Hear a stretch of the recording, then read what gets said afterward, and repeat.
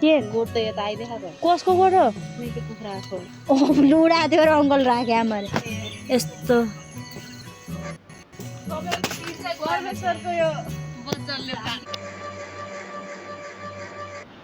आइज यता हुँदैन टोइलेट नभए केही छैन यार मान्छे बाँचे पनि त्यही छ मान्छेलाई कस्तो ल्या त हुँदैन नभए अरू ल्याउँला नयाँ ए यस्तो भएको छ हालत हाम्रो खराब छ अङ्कलको पनि पुरै उभा भन्थे क्या होइन त त्यहाँ अङ्कलको त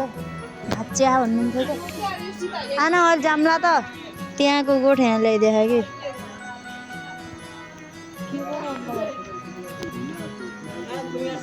अब फ्रेस हाउस हो यस्तो बनाइदिएको टिनको पाताहरू यहाँ छ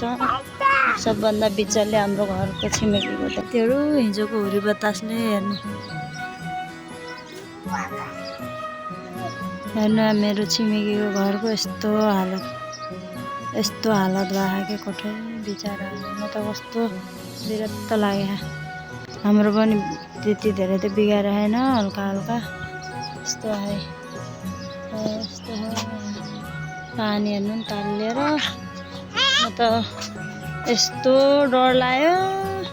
पानी पसेर हेर्नु नि पुरा यस्तो हालत भयो सामानहरू यस्तो भयो म त रुन मात्रै बाँकी थियो बस्छ यस्तो भयो त्यता पसल कोठा त बिजोग साथीहरू हे प्रभु के भाउलाई सामानहरू यस्तो फालिदियो होइन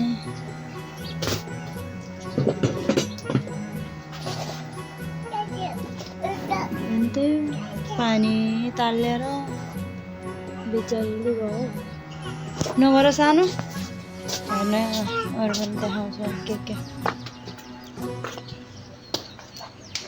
नयाँ टिनहरू सारा फालिदिएर आन्टीहरूको त्यहाँ हो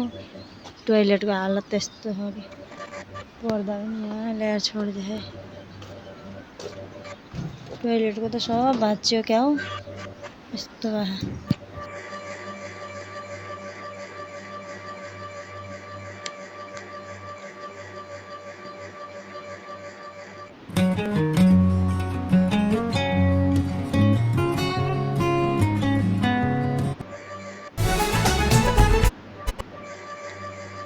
नपाएको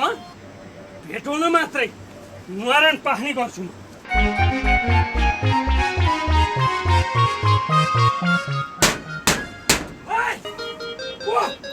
अगाडि आइज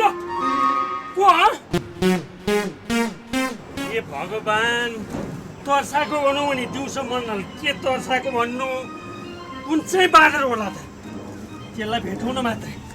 पिसाब पनि राम्रोसँग गर्न दिँदैन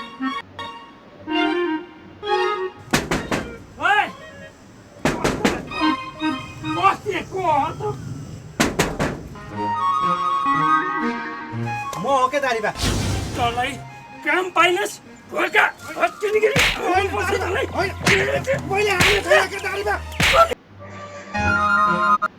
जिन्दगी त भिखारीको स्तरमा पुग्ने भयो त को कराउँछ यो वाह बान्द्रे